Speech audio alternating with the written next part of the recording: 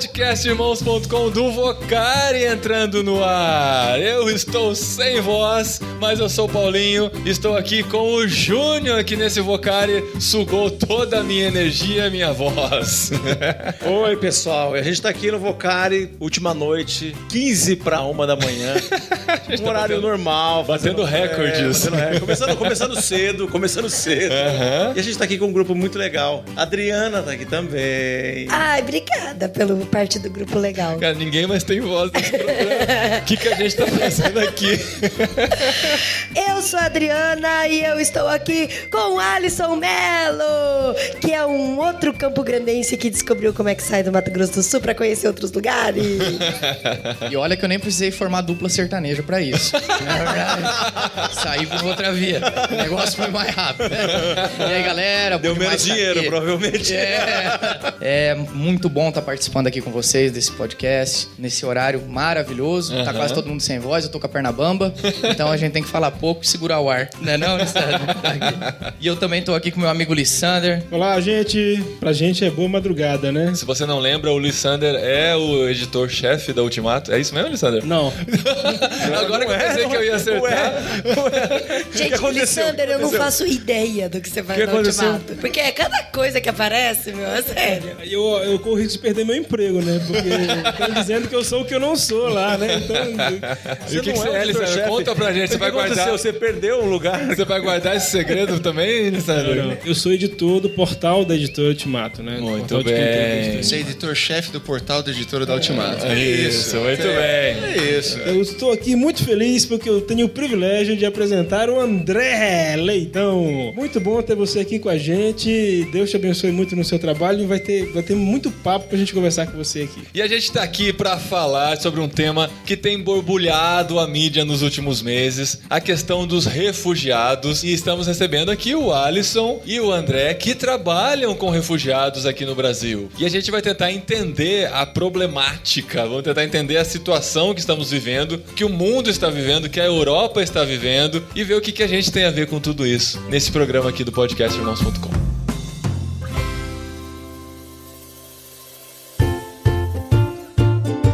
Fica a dica, e o Fica a Dica desse programa também tem a presença de Cláudio Rodrigues, diretor da BV Books. E aí, Cláudio? Tudo bem? Como é que você está? Tudo Estamos bem. Aqui de novo. E hoje a gente também vai falar de Bíblia, só que nós vamos falar de uma Bíblia que me interessa muito, pois é a Bíblia para os meus filhos. Eu tenho a outra Bíblia que a gente já indicou aqui, que é a dos grandes heróis, que tem a realidade aumentada, que você com o celular vê os personagens. Meus filhos amam, e agora eu tenho outra que eu posso mostrar para eles, que é a Bíblia devocional para crianças, a minha primeira mensagem, a versão para as crianças da Bíblia do Eugene Peterson. Do Eugene Peterson, né? O Eugene Peterson é o escritor, né, da Bíblia A Mensagem, né? O editor, vamos dizer assim, mais claro, da Bíblia A Mensagem. Que é uma paráfrase à Bíblia, né? Que uma linguagem mais do povo, né? Exatamente. Uma coisa assim, bem objetiva, né? Bem fácil de entender. E aí ele traduziu também, ele foi a proposta dele, a intenção de levar isso também para as crianças. Que legal. Então ele fez essa Bíblia devocional, né? Que em cada lição da Bíblia você tem o orar, né? Junto com a criança e depois o praticar, ou seja, a avaliação daquilo que ele, vocês acabaram de ler, enfim, tudo isso. Então a Bíblia Mensagem tem esses dados interessantes para os nossos pequenos. Para as crianças. Eu achei incrível os traços das ilustrações. São uma coisa de outro mundo. Bem colorido. É uma coisa que uma criança gosta, né? Uma qualidade incrível. Sim, uma qualidade grande, fácil de entender, né? Eu acho que tanto o pai como a criança vai ser um livro muito interessante. Eu vou me deliciar agora, com isso aqui. É interessante falar que é a partir dos 4 anos de idade, né? Então é uma Bíblia que a criança, até que idade? Enfim, a gente não pode dizer, às vezes, né, a maturidade de uma criança, né? Então você tem que avaliar a maturidade do seu seu filho ao comprar uma Bíblia. Mas a partir de 4 anos, ela já é aplicada para essas crianças. Muito bom! Essa é a Bíblia Devocional para Crianças, minha primeira mensagem do Eugene Peterson. A BV Books tem investido muito em Bíblias, né? Sim, é verdade. É bem legal. Nós temos 8 projetos de Bíblias, né? Desses 8, 4 já lançados. 6 total, vamos dizer assim, né? 4 Bíblias normal e 2 para criança infantil. Muito legal, parabéns pela iniciativa, pelo trabalho maravilhoso que é essa Bíblia. E o link está aí no post, você pode adquirir no site da BV Books e fica a dica.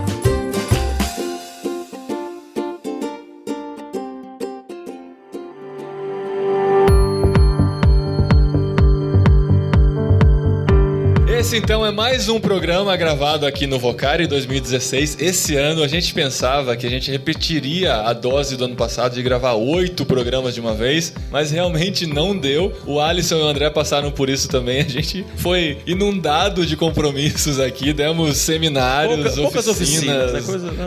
Quase não teve nada, né? O Paulinho tá muito bem. Hoje, assim, eu nunca falei tanto na minha vida, por isso que eu tô sem voz. Eu sou um cara quieto, geralmente. Eu só falo quando me dão um microfone mesmo, né? Geralmente eu sou o cara que fica no cantinho da sala e tal, quietinho, só ouvindo a conversa dos outros.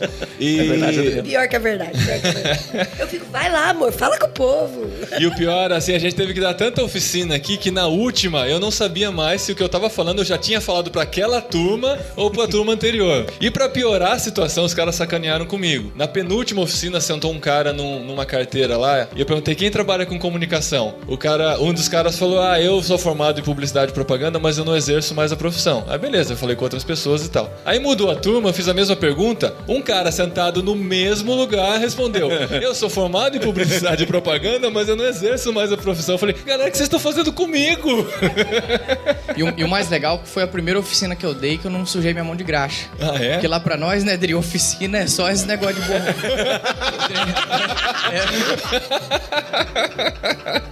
Muito bom, mas pra vocês, antes da gente entrar no tema mesmo, pra falar do Vocari, desse movimento, o que significou pra vocês estar nesse evento aqui? Vale a pena. A oficina mesmo tinha 1h30 de duração. Cara, eram 38 oficinas, cara. Dava pra consertar? Dava. Dava. Mas assim, ano passado foi menos de 20 e agora foi... Caramba, muita coisa. E a gente fez uma regra pra garantir público pra todas as oficinas, né? Um jeitinho, né? Pra garantir que todas as oficinas tivessem um público legal. Porque ninguém queria saber sobre a igreja sofredora, né? Valeu.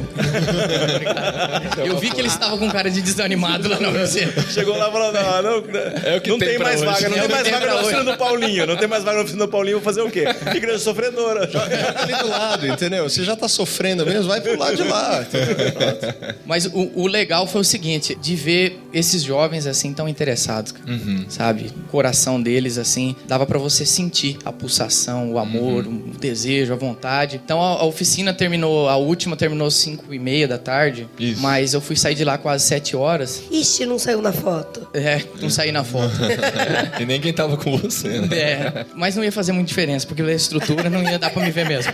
Então, mas o fato todo é acompanhar esse pessoal, sabe? Aconselhar eles, ouvir eles. O Vocari, eu acredito que eles têm a oportunidade pra falar tudo aquilo que acho que já tá dentro deles há tanto tempo, que eles querem fazer, que eles pensam em fazer, mas que eles não imaginavam que tinha esse bando de doido fazendo essas coisas aí, que Deus tinha direcionado tanta gente, né, pra fazer tanta coisa diferente. Então, isso é o que mais vale a pena. Valia a pena pra aconselhar um cara aqui. Então, isso legal. Não tem preço. E o diferencial que eu vejo no Vocari é realmente o público, porque é impressionante. Parece que tá todo mundo com essa paixão, né? Ninguém veio aqui pra ter um dia diferente, pra passear, pra comprar coisas ou qualquer outra intenção que as pessoas vão pra congressos. Eles vêm aqui porque eles estão realmente com essa paixão, né? Não, e gente, eu fiquei impressionada. Eu devia ter feito uma foto, né, Júnior? Mas a galera, todo mundo assistindo o Libério falando assim. E não tinha ninguém no WhatsApp, no Facebook e nada. Impressionante. Porque pode ter sido, a sala o negócio é pode escuro. ter sido por causa daquela estrutura de inibir as ondas de 3G que a gente instalou? Pode. Claro, acho que foi por aí. É verdade. Essa o professor Wilson foi campeão, hein? E é engraçado, porque assim, como o lugar é escuro, e aí eu olhando de frente, não tinha nenhum brilhinho do celular. Tava O todo único mundo brilho atento. que tinha era brilho nos olhos dele. É muito Olha. bom. E pra você, André, o que significou pra você, com sua iniciativa, estar presente aqui no Vocari? Realmente tem sido muito importante. Desde o momento que a gente ficou sabendo que ia ter um novo Vocari, e a gente tinha conversado com jovens que tinham participado ano passado, que tinham gostado muito daquilo que eles viram aqui e se sentido realmente assim, renovados e mobilizados em fazer a diferença. Então eu acredito que o que vocês estavam falando realmente é isso. Você vê jovens vindo que já têm um coração, uma predisposição em, o que eu posso me engajar? Onde eu posso entrar para fazer a diferença? Qual pode ser a minha função? Então é esse lance de buscar essa vocação mesmo, lá no centro, lá no cerne, para que aonde eu estiver presente, eu vá fazer uma diferença. E é muito legal isso das oficinas, dos stands e de toda a estrutura que é bem dinâmico, né? Que eles acabam realmente podendo beber de muitas fontes. E aí poder realmente se enxergar onde ele quer trabalhar, onde ele quer realmente estar ajudando ou participando. Então, um evento assim maravilhoso, tem sido muito legal. Joia, gente. Ano que vem tem mais, inscrições já estão abertas. Já vão estar abertas ou é Já só estão abertas agora. Mas vai continuar aberto durante o ano todo? Durante o ano todo. Legal. vocari.org.br, todo mundo aí pode se envolver e trazer a caravana pro ano que vem, né?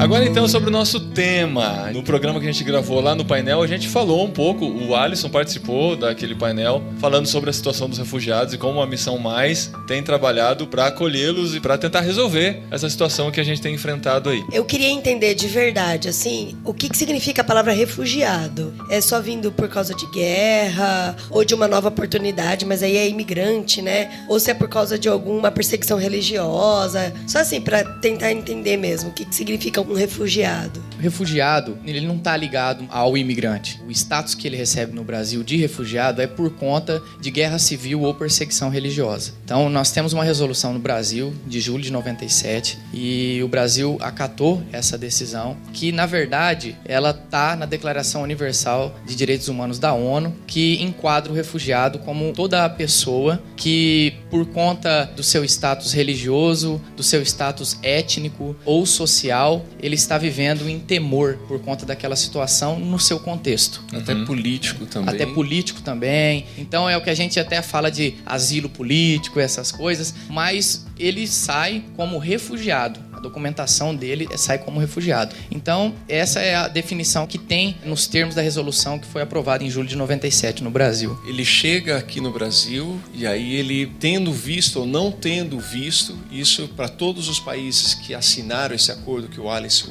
mencionou agora, ele tem o direito de chegar lá na fronteira, seja no aeroporto, seja no porto ou atravessando de carro, ônibus, qualquer coisa que seja, e ele fala assim, olha, eu estou pedindo refúgio nesse país.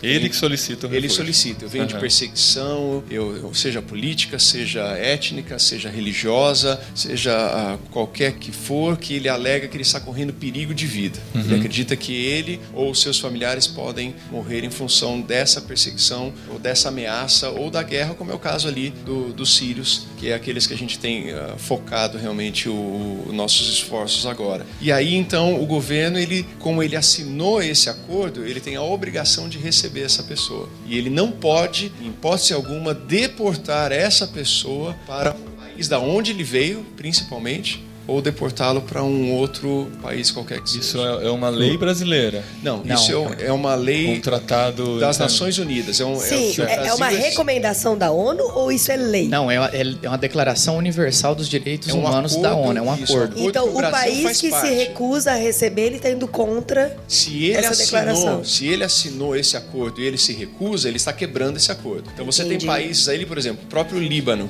Tá? Tem milhões de refugiados hoje no Líbano, mas ele não faz parte desse desse acordo. Sim. Então ele simplesmente pode chegar e olhar para você e falar assim, não, eu não quero que você fique aqui, você vai de volta para a Síria. Ou se ele vem da Turquia ou do Afeganistão, ele manda o cara de volta. E a Europa? Como que a Europa é nesse acordo? A maioria dos países são signatários. Grande parte dos países são. Uma questão nesse sentido é que parece que esse tratado, esse acordo da União Europeia com relação aos refugiados, diz que o primeiro país onde eles chegarem tem o dever de acolhê-los, né? E aí tem aquela polêmica com a Europa, né? Porque a maior parte dos refugiados estava chegando pela Grécia, né? E alguns países. Então a Grécia tinha que acolhê-los e aí toda aquela polêmica se não seria nesse momento necessário modificar esse tratado um pouco para ter mais um equilíbrio, né? Dos países que deveriam acolher ou não. Na verdade, eles estão quebrando esse acordo agora. O novo acordo que a Europa fez agora, eles estão indo contra esse tratado de refugiados assinado por eles mesmos ali nas Nações Unidas. Porque eles chegaram no acordo agora que assim, entrou aqui ilegalmente, nós vamos deportar esse refugiado e trazer o mesmo número daqueles que estão no campo de refugiado que já foram registrados e que nós sabemos quem eles são e de onde eles vieram. Então isso, de acordo com esse acordo, é ilegal. Isso não é correto. Então várias entidades de direitos humanos têm se levantado e falado. Aí tem um outro lado da moeda que a gente sabe também, que é a questão de segurança, que eles estão passando esse grande problema agora, principalmente ali na Europa. Mas é preciso talvez buscar uma outra forma de resolver isso sem jogar no lixo um tratado que tem sido usado desde a Segunda Guerra Mundial. Depois da Segunda Guerra Mundial. Foi, na verdade, 10 anos depois da Segunda Guerra Mundial que esse tratado foi feito. E o Brasil, naquela época, muitos... Na verdade, acho que mais depois da Primeira Guerra Mundial, né, que recebeu muitos imigrantes, refugiados, né, muitos nossos familiares, nossa árvore genealógica veio nesses navios depois da Primeira Guerra Mundial. E a gente tem, de muitas pessoas, essa postura de não querer aceitar os refugiados, esquecendo que a maior parte da nossa população é fruto de recebimentos de refugiados no Brasil, né? Mas isso não é só aqui que acontece também, né, André? A gente vê lá nos Estados Unidos, eles passam o mesmo problema. 24 estados estadunidenses não aceitam também refugiados. Olha só. Os estados republicanos, no caso. Os 26 estados democratas aceitam os refugiados. E não é uma lei, assim, digamos, que mude de estado para estado. É uma lei onde a nação inteira acatou. Eu acho que você tocou num ponto muito importante em relação ao Brasil e ao brasileiro. Principalmente porque na época que os nossos bisavós e tataravós e tal começaram a vir para cá, não era muito claro essa noção de refugiado. Essa lei não existia e acredito que esse conceito não era tão entendido. Mas provavelmente muitos dos nossos ancestrais aqui, de várias famílias nossas, vieram como refugiados. Sim. Não foram imigrantes apenas. Aí a questão do imigrante é que ele vem por própria iniciativa. Então ele decide, como muitos brasileiros têm ido até hoje para os Estados Unidos. Olha, eu quero uma vida melhor, aqui não tem emprego, eu quero ir lá conquistar o meu sonho de vida e tal. E ele pega e faz todo o esforço, seja legal ou ilegalmente, ele é um imigrante. O refugiado, o que caracteriza ele, como o Alisson estava falando, é exatamente esse perigo de vida. Então a gente conversa às vezes com as pessoas nas ruas e alguns deles falam assim, não, mas esse pessoal tá fugindo da polícia, esse pessoal é ladrão, esse pessoal tem algum problema, é terrorista, homem-bomba. A Síria é homem-bomba, é tudo homem-bomba. E na verdade não isso são. É muito comum, essa postura. Eles falam isso pra nós, né? Eles sempre dizem que a maior piadinha entre eles é cuidado, hein? Cuidado, ele é homem-bomba, hein? E isso eles falam, puxa, nós estamos na verdade fugindo disso. Nós estamos fugindo desses ataques e desses extremistas. Então, às vezes, infelizmente, vêm terroristas infiltrados. Pode vir, pode ser que aconteça, mas a grande maioria, eu poderia dizer aqui, vamos lá, 99% deles estão fugindo exatamente das atrocidades que esses grupos extremistas têm perpetuado ali. E fora essa questão também, os cristãos que vêm para cá, lá eles são muito divididos em grupos étnicos. Então nós temos dentro da Síria hoje cristãos curdos, nós temos os cristãos ortodoxos e muitos deles são cristãos nominais. E a gente já teve casos assim de receber ali na Mais cristãos nominais que na verdade você ia começar a conversar com ele e você é cristão e como que é para você? Ele falava, não, eu sou porque minha família é cristã. Mas ele não sabia nada, ele não entendia de nada. E através de um discipulado, através da evangelização, o cara falava, mas isso que é então ser cristão? De casos de pessoas de chegar e falar pra gente assim, eu quero esse Cristo de vocês. Porque esse Cristo de vocês está colocando comida na nossa boca. Então faz toda a diferença pra gente, né, André? E o que eles mais fogem, eu concordo muito com o André, é desse conceito de que todo o árabe, todo o pessoa do Oriente Médio é homem-bomba, é terrorista, e não é dessa forma. Não é dessa forma. Na verdade, muçulmanos, quando você pergunta pra eles, naqueles contatos que a gente tem, o que eles pensam do Estado Islâmico, eles falam que o Estado Islâmico é um câncer dentro do Islã. Né? Acho que a gente precisa aprofundar um pouquinho mais para poder desmistificar. Separar as coisas, né?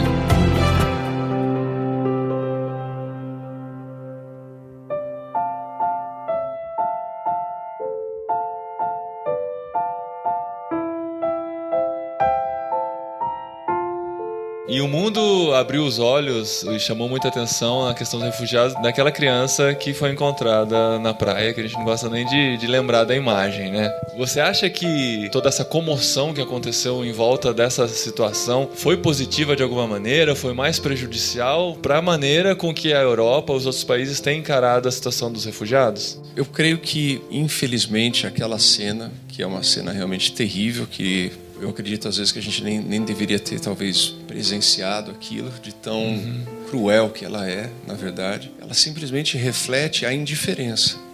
Ela é, como talvez eu diria, o cúmulo da indiferença ao sofrimento do próximo. Quando você enxerga aquele menino lá morto, afogado, simplesmente porque nós estamos permitindo que o tráfico de pessoas seja executado. E isso eu digo como governos e como países, como nações que assinaram esse tratado, fizeram tudo isso, e numa situação como essa, a gente acaba meio se afastando e deixando chegar naquele ponto que chegou. Então, a comoção foi, eu acredito que, vamos dizer, boa, no sentido de que vários europeus se mobilizaram e até indo contra, às vezes, o seu próprio governo e tentando, de uma forma popular, mobilizando os seus governos a aceitarem mais pessoas, né?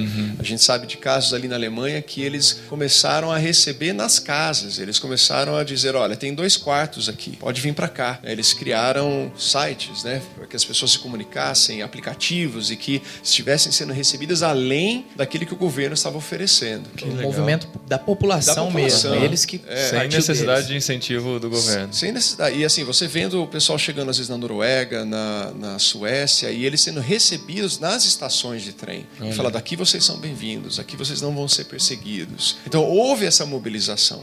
Mas ao mesmo tempo existe talvez um certo limite de tolerância, porque se você olhar países como o Líbano e como a Jordânia, esses países estão pagando um preço muito alto, no sentido de, com a sua própria economia, com a própria necessidade daqueles que são do país ali. Tudo encarece num país como esse. O aluguel vai encarecer, a alimentação vai encarecer, eletricidade, água, tudo. Não estou dizendo que isso é razão para a gente simplesmente fechar a fronteira e deixar todo mundo morrer. De maneira nenhuma. Nós temos que apoiar e abrir para poder ajudar, porque eles são exatamente como nós. Mas nós temos que buscar uma redistribuição maior, de maneira que as nações consigam aceitar e absorver, né, de uma forma melhor, mais digna. E você contou que a Jordânia paga um preço muito alto. E engraçado que a Jordânia, ela cede o pedido de refúgio, mas o refugiado não pode trabalhar. Ele fica lá. Então Ele não pode ganhar dinheiro da economia do país. O que acontece? A gente tem um trabalho num bairro de Amman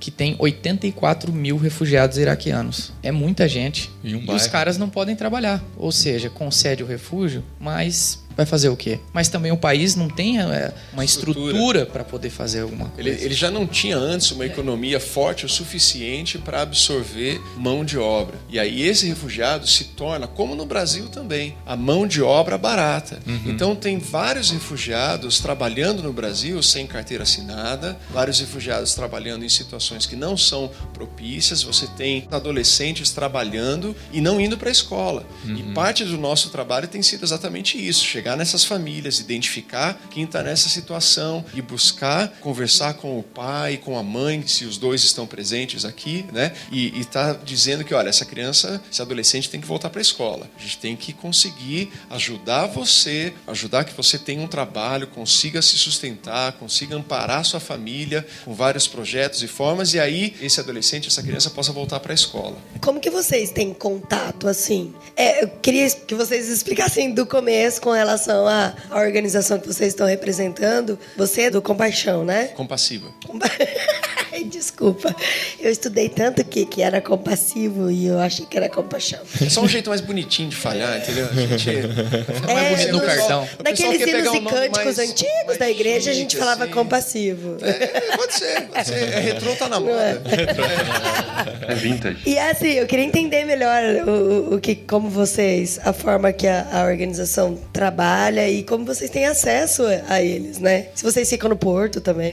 Não, olha, tem sim pessoas, às vezes, tem organizações que já deixaram até telefone, endereço e tal para a Polícia Federal e ali no aeroporto. E às vezes recebem ligações de madrugada e tal, falando, vem aqui buscar. Não é o nosso caso. A gente iniciou o trabalho em 2014 e a gente acabou buscando ver quem ali em São Paulo estava trabalhando com refugiados. E para minha surpresa não eram muitas organizações. E tinha realmente uma organização que era a Caritas, que já trabalha há mais de 20 anos ali com refugiados. É da Arquidiocese ali de São Paulo. E eles fazem um trabalho realmente exemplar e maravilhoso com todos os refugiados de várias nacionalidades. E aí, nessa pesquisa com eles, a gente foi entendendo que a maior necessidade no momento era trabalhar ensinando português. Então, a gente focou nesse grupo para ter um grupo mais homogêneo e para poder trabalhar com eles de uma maneira mais fácil, mais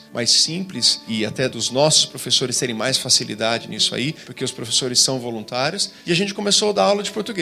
Só que aí muitos vinham da Caritas. A Caritas falou, tem aula aqui de português, pode ir lá. Tem aula aqui de português, pode ir lá. E eles começaram a vir e a gente começou a dar aula, e através das aulas nós fomos conhecendo essas pessoas e sabendo dos seus problemas, o que acontecia com a sua família, o que tinha acontecido, quem ainda estava na Síria, num campo de refugiado. E aí a gente foi desenvolvendo os outros projetos além da aula de português. Esse foi mais ou menos o nosso início. Bom, eu vou contar o pessoal da publicidade. Segunda-feira eu tô demitido, viu, gente? Tem alguma organização que me contrata aqui? Mas é que tem uma...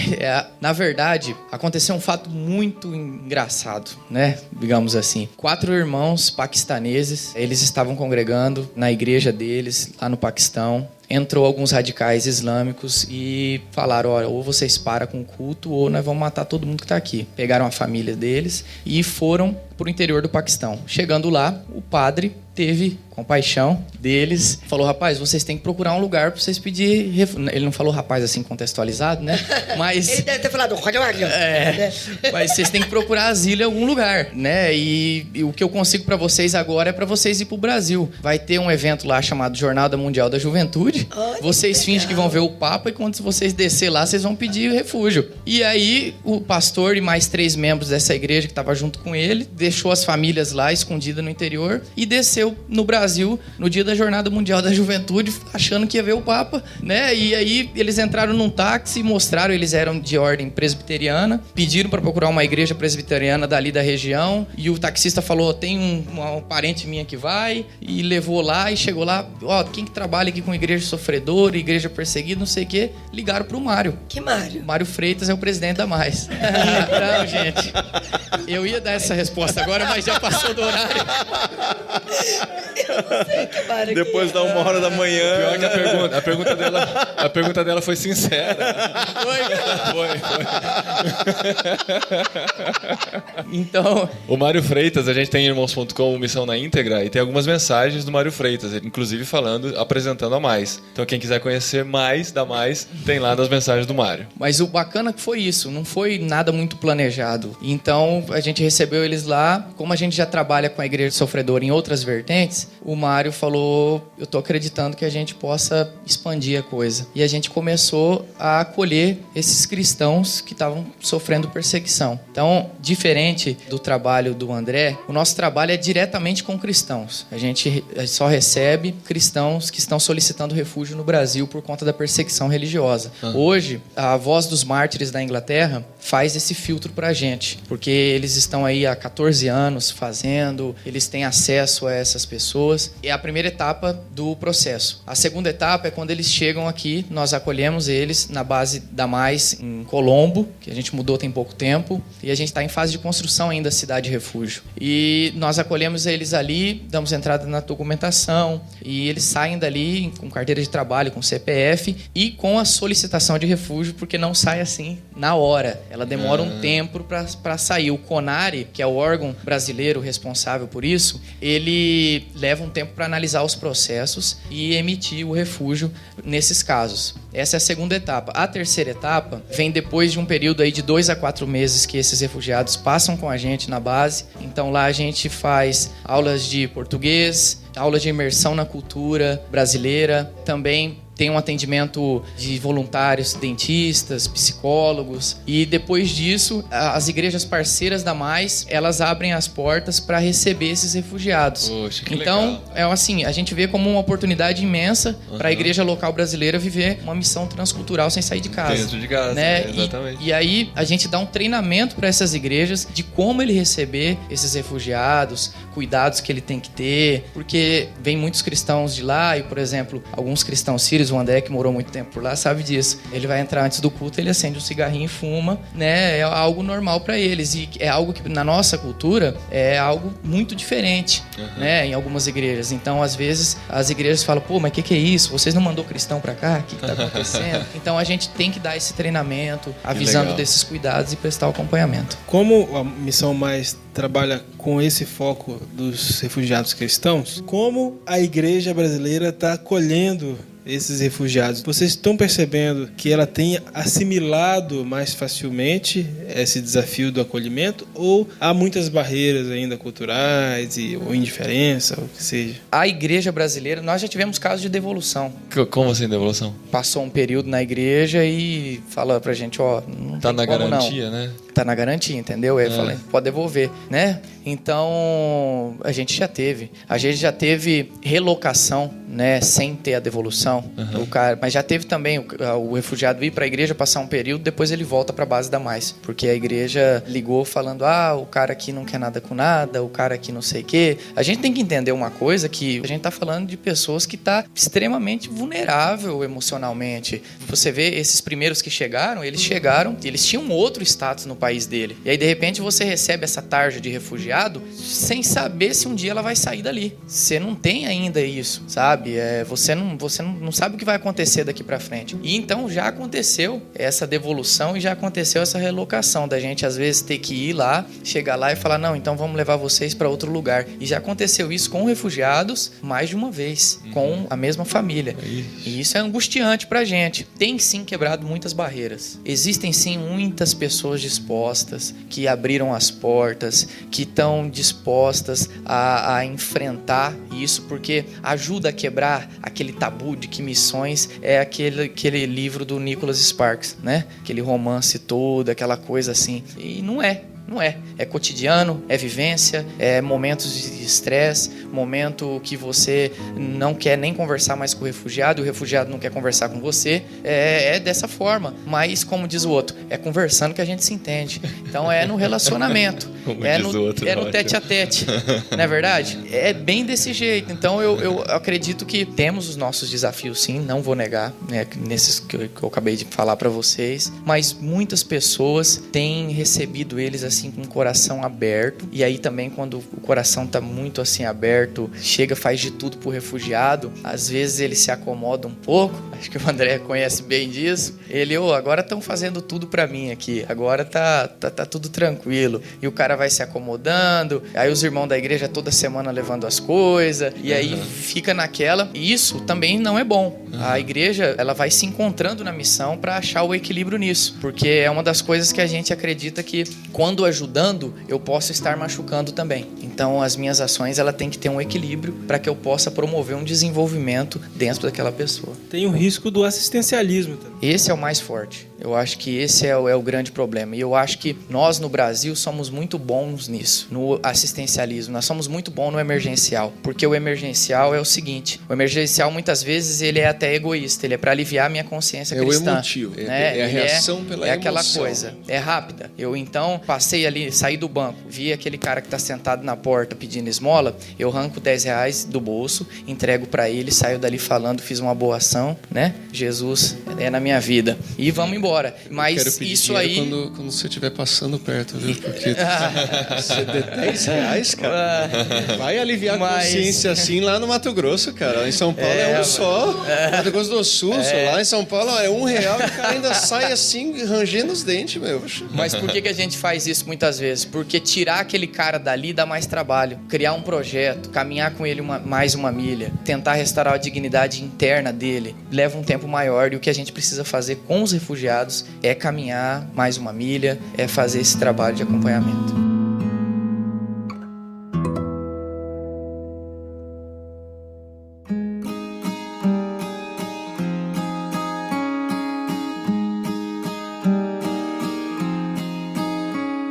Aqui no Vocari, eu tô no stand da CEPAL e junto lá no stand da CEPAL tem alguns ministérios relacionados com o BAN e um deles é o ULA Braceletes. E a menina tava me contando que ela sentiu no coração a vontade de receber refugiados para trabalhar com ela, dando oportunidade. Eu até perguntei para ela, mas assim, desculpa a pergunta sem ofender, mas você dá todos os direitos para ela como um trabalhador normal. Ela não como um trabalhador normal. É o mesmo salário, a mesma carteira assinada, tudo. Eu dou preferência para contratar refugiados porque eu sei que eles têm dificuldade em trabalhar em outro lugar. E aí eu queria saber se vocês têm organizações filiadas com vocês nesse sentido, se quem tá ouvindo a gente também tem o desejo de também começar com isso, se pode entrar em contato com vocês. Como que funciona isso, sabe? No nosso caso, é justamente essa a terceira etapa do projeto. A gente deixa aberto para qualquer parceria que possa surgir para acolher essas famílias. E eu queria deixar assim um pouco assim mais específico que o trabalho da Mais é direcionado com cristãos perseguidos a acolher esses refugiados por questão vocacional.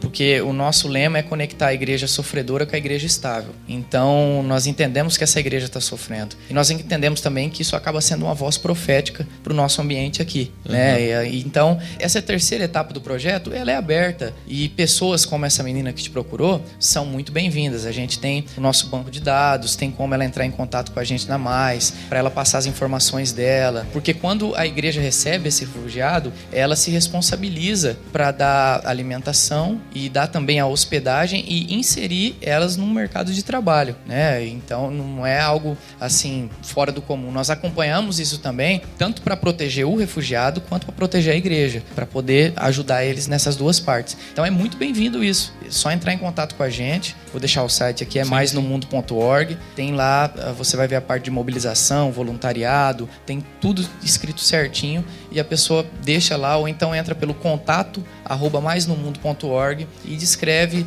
O bacana, gente, é descrever certinho o que deseja fazer, que daí a gente tem um acesso melhor. E na Compassiva, André, como que a pessoa consegue se envolver no que vocês já estão fazendo por aqui? Eu acredito que realmente pelo site é a maneira mais fácil de poder entrar em contato com a gente, que é o compassiva.org.br. Então, através dali você pode conhecer, ir no Facebook, ver o que a gente tem feito, com quem a gente tem trabalhado também. E é mais ou menos nessa área que o Alisson falou. A gente busca realmente, tem um grupo de voluntários que busca alcançar e arrumar um trabalho, que geralmente a gente fala que são 2 empregos. O primeiro é aquele emergencial, é aquele que ele vai trabalhar em qualquer coisa, simplesmente porque ele não tem não tem como ir em outro lugar. Não tem como se comunicar, entendeu? Então ele vai carregar caixa, vai fazer trabalho de motorista ou de ajudante, alguma coisa que ele consiga pelo menos trabalhar enquanto ele vai desenvolvendo o idioma. E sem o idioma ele não consegue desenvolver a sua profissão. E o outro,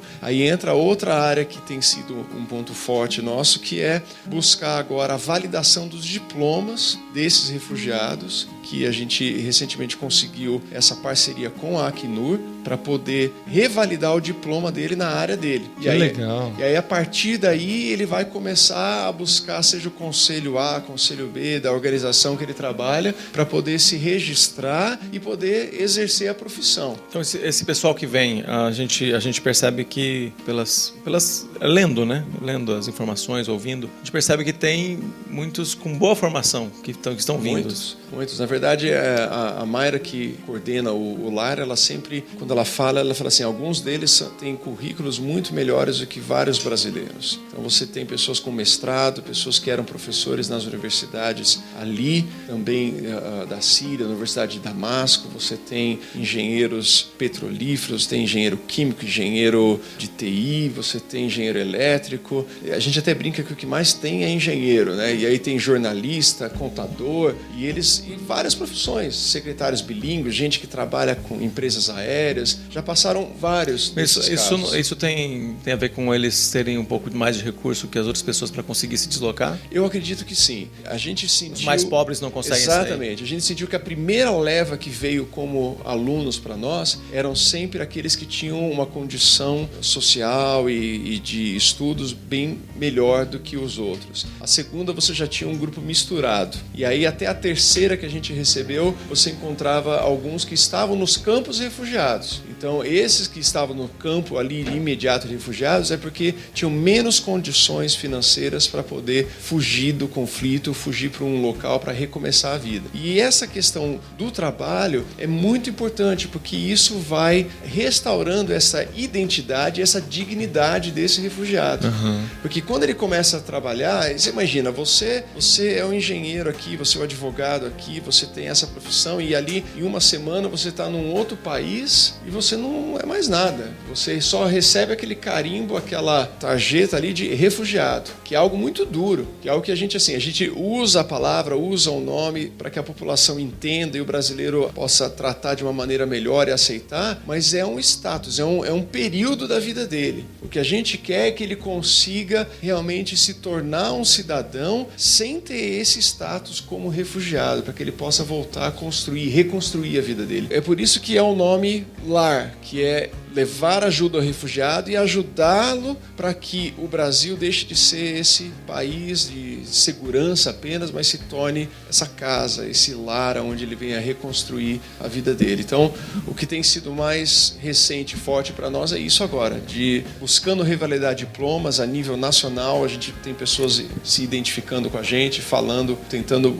realmente entrar em contato, e a gente acredita que em breve nós vamos estar conseguindo já dar início nisso. E é assim, um apelo realmente que a gente precisa é que outras organizações, como universidades federais, universidades estaduais, Ministério Público, seja de qual estado que for, enxerguem essa necessidade, se mobilizem em cima disso e possam facilitar esses trâmites. Em vez de complicar, que facilitem isso, né? Porque esse período de espera, até que ele é aprovado pelo CONARE, até que ele recebe essa documentação, é angustiante para esse refugiado. E a gente precisa acelerar o máximo possível. Muito bom, gente. Muito bom, gente. É um tema muito interessante, dá para falar muito mais sobre isso, mas com certeza entrando no site maisnomundo.org e compassiva.org.br você vai ter essas informações, vai poder se envolver. Tenho certeza que tem oportunidade para todo mundo que sentir-se chamado por essa conversa que a gente teve aqui, vai ter como se envolver. Então agradeço muito ao Alisson e ao André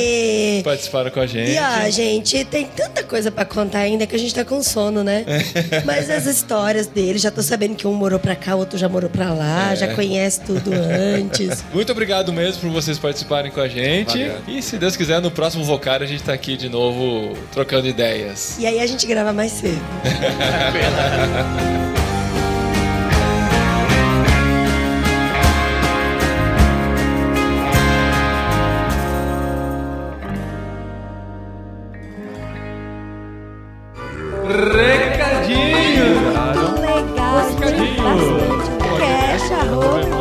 No programa anterior. Muito obrigado.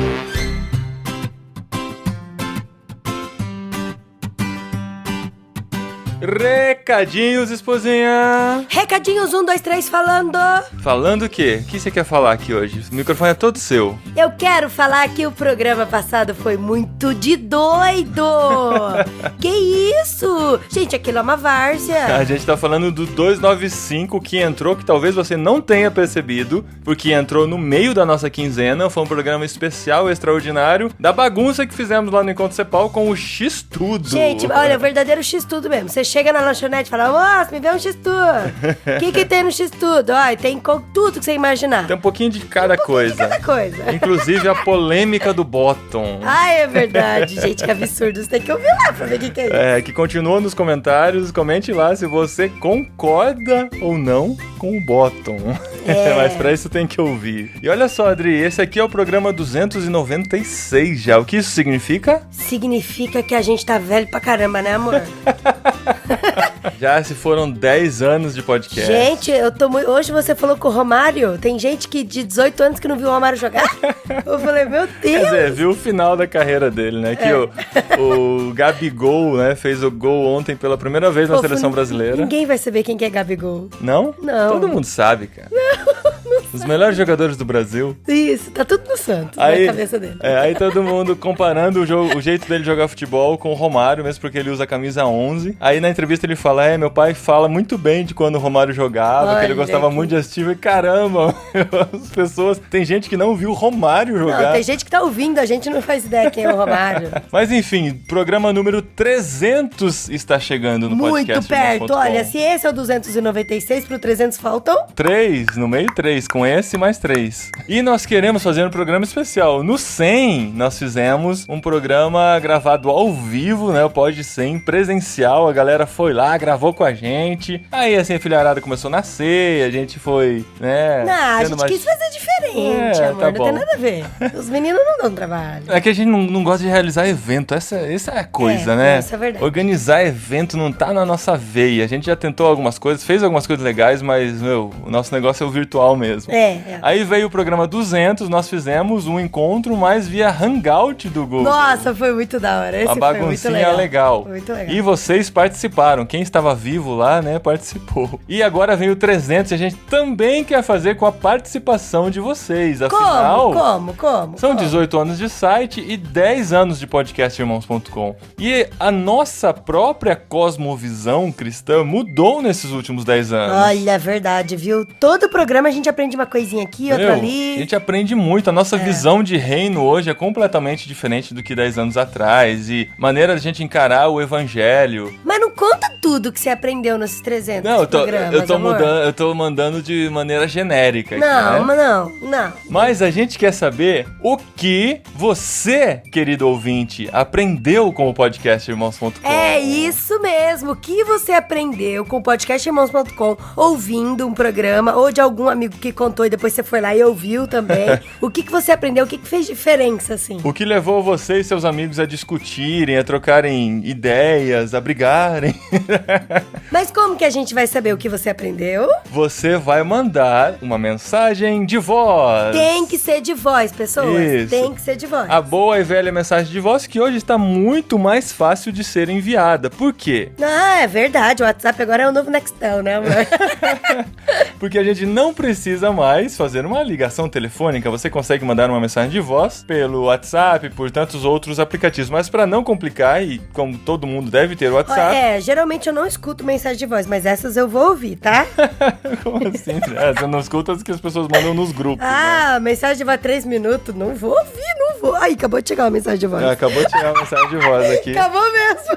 Marcos Botelho me mandando uma mensagem de voz. Mas você pode mandar pro WhatsApp de irmãos.com. Se você ainda não cadastrou, cadastra aí, manda uma mensagem de texto falando pra você receber também a nossa lista de transmissão, que não é um grupo, é uma lista de transmissão. Mas o nosso número é DDD 19 99731 9223. Ou 9223, o final, eu gosto mais assim. 99731 9223, DDD 19. Você manda a sua mensagem de voz de até 1 minuto. Se for muito interessante, você pode chegar a 1 minuto e meio, tá? A gente dá essa margem pra você, mas conta pra gente o que ouvir o podcast Irmãos.com mudou na sua maneira de ver o mundo, ou o que você simplesmente aprendeu, coisa que você não sabia. A gente vai fazer um programa todo só com opinião de vocês, nossos queridos ouvintes. Isso, então agora, ó, antes de você dar um pause nesses recadinhos, adiciona a gente lá, 19997319223. Agora, você dá um pause e mande a mensagem de voz pra gente. Pode mandar já. A gente já vai guardando, já vai arquivando e montando a pauta desse programa, que vai ser o especial de número 300. A gente conta desde já pra você essa surpresa, porque a gente quer a sua participação nesse programa também. Pausa.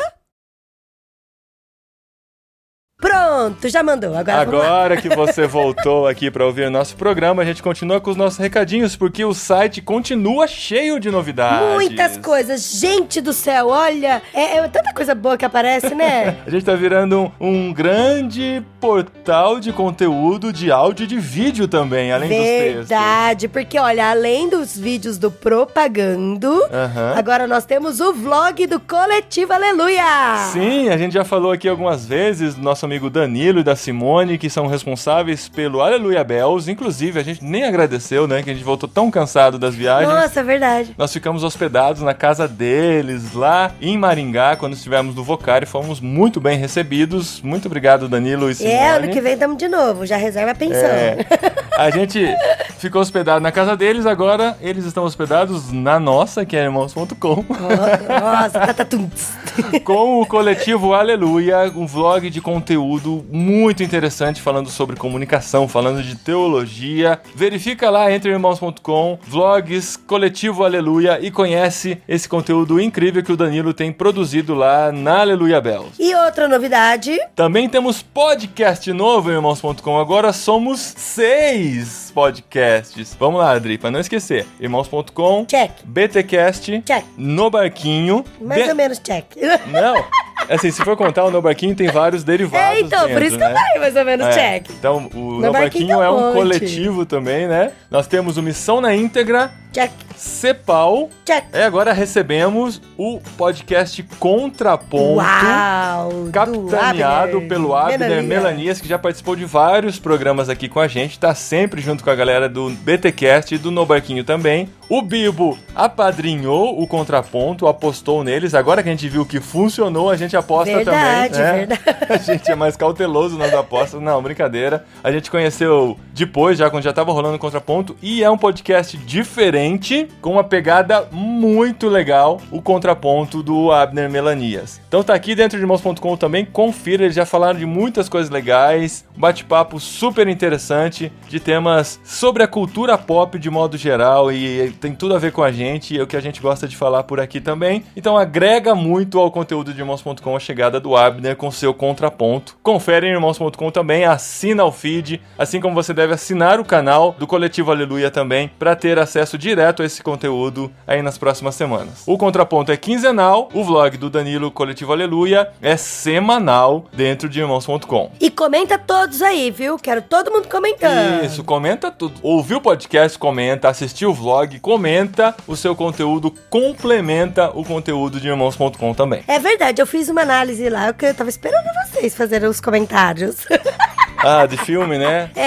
Vou voltar a escrever mais agora. A Adri tá fazendo análises de filmes, já fez de Batman vs Superman e já fez de Meu namorado é um zumbi. Olha só, o filme adolescente. Gente, é legal, interessante pra você passar pros seus adolescentes e gerar essa discussão, que a Adri fez uma análise muito legal mesmo. Confere lá nas críticas de cinema, aí em texto, mas as críticas de cinema de irmãos.com. E hoje, dia 30 de maio, vamos datar, né? Hoje, 30 de maio, falar igual a menininha do Waze. 30 de maio de 2016 significa que... Maio! E já está no final. Nossa, amor do céu. Todo ano eu tenho que cantar essa música, senão o maio não acaba. Maio não acaba se eu não canto o maio, já está no final. Mas olha só, esse final de semana, sexta, sábado e domingo estaremos... Na verdade, só no sábado. Mas mas estará acontecendo o Encontro de Líderes Jovens da Verdade. Nós passaremos o sábado todo lá com aquela galera super animada do JV. Gente, é muito legal, muito legal, muito legal. Olha, você que tá aqui nas redondezas, ou você que é de longe e tem disposição de vir, tem que participar desse encontro. Mas é tem que muito ter bom. disposição. E bastante blusa. E blusa que tá frio por aqui, hein, galera? Mas vem aqui, participa com a gente do Encontro de Líderes JV. Fábio Silva vai estar lá, cara. O Fábio Silva do Novo Jeito, que participou do X-Tudo também, se você não sabe. É verdade. Ele esteve lá. E uma galera muito especial pra gente falar sobre liderança de jovens e adolescentes. Faça a sua inscrição por jovensdaverdade.com.br. Você tem 3 dias pra isso ainda. Participa a partir de sexta, fica até domingo. Você faz um networking incrível, conhece muita gente e aprende muito junto com os outros. Você dá risada, é muito legal. Beleza? E 2 semanas depois, aqui em Vinhedo, na Ibaviva, acontecerá o Encontro Cepal para pastores e líderes da nova geração. Sim, a gente apelidou carinhosamente de Mini Encontro Cepal. Mini Encontro Cepal. Mini. Muito mais acessível. Se você vem sozinho, é R$ 65 a inscrição. Se você vem em grupo, junta 5 pessoas, fica R$ 35. R$35. É pra incentivar. Por que não? Sabe por que 5 pessoas? Porque é o tanto de pessoas que cabem no carro. Isso. Mas é para você vir com amigos também, para fazer essa interação com a nova geração de pastores e líderes. Se você é pastor e líder, se você é jovem, você é líder de algum ministério dentro da sua igreja, este encontro é para você, pra gente trocar ideias juntos. Ou se você quiser só vir conhecer a gente, pode vir também. Isso. Será nos dias 17 e 18 de junho, aqui em Vinhedo. A gente tá próximo, bem próximo, 20 minutos do aeroporto de Viracopos. Então é bem fácil. Estamos próximos de Campinas, próximos de São Paulo. Lugar bem localizado para você estar com a gente nesses 2 dias especiais pra gente conversar sobre essa integração das gerações que precisa acontecer para que o ministério continue, para que o reino continue sendo expandido. E você é nosso convidado para participar desses dias também. Isso, entra em irmãos.com e clica no banner principal, olha que fácil. Isso, ou entra direto cepal.org.br. Não, entra por nós. Tanto faz, porque se ele vai entrar em irmãos.com e já vai sair pelo banner, não faz muita diferença. Vai dar um acesso? Tudo bem, vai dar, mas... mas o importante... É sempre bom. É você se inscrever no Mini Encontro Cepal que acontece daqui a 2 semanas, tá? E pra mostrar que você ouviu o programa até aqui, você tem 2 desafios, hein? Vai entrar em irmãos.com, vai comentar no programa X-Tudo, depois que você ouvir ele, e vai dizer o que você acha da ideia do bottom, tá? Algumas pessoas já comentaram, mas a gente espera que você vá lá e comente também. E neste programa aqui, você vai dar a sua opinião sobre o programa e vai falar alguma coisa sobre o futebol do Romário. Pra mostrar se você é tão velho como nós pra ter visto o Romário jogar. Boa. Tá bom? Comentem, gente. A gente espera os comentários de vocês. E daqui a 14 dias a gente volta com um novo programa. Semana que vem, na segunda-feira, tem podcast Cepal. E quase todo dia tem podcast e vlog entrando aqui em irmãos.com. Acesse todos os dias pra não perder nada. E vai lá ver minha crítica, viu? Do Batman e do Zumbi.